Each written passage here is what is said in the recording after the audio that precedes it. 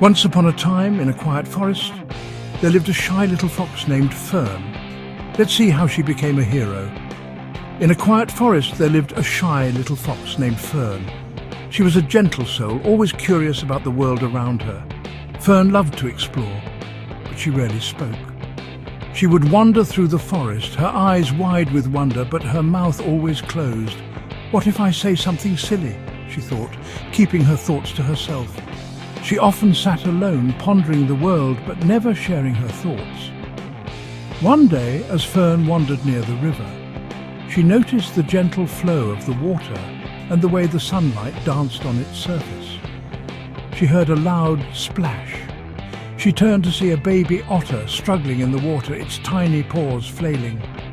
The otter was clearly in distress, and Fern's heart went out to the little creature.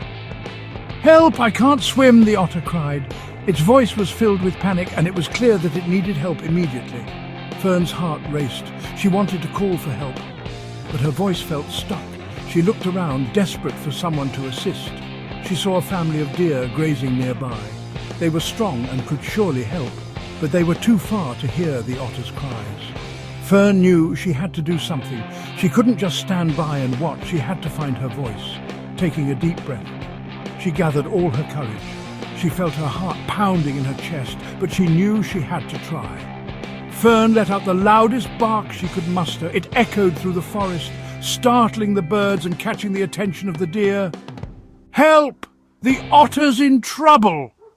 The deer heard her and rushed to the river. Their swift movements created a flurry of activity. Together, they pulled the otter to safety. The little otter was shivering but safe, thanks to Fern's brave call for help. The otter's mum hugged Fern tightly. Her eyes were filled with gratitude and relief. "Thank you for speaking up, little fox. You saved my baby." The words warmed Fern's heart and made her feel proud. From that day on, Fern's confidence grew. She realized her voice mattered, even if it trembled. She began to speak more often, sharing her thoughts and ideas. Fern's confidence grew. She realized her voice mattered, even if it trembled. She began to speak more often, sharing her thoughts and ideas. The animals of the forest began to listen to her ideas, and they found her insights valuable. Fern discovered that she had a lot to contribute, and Fern became known as the brave little fox who found her roar.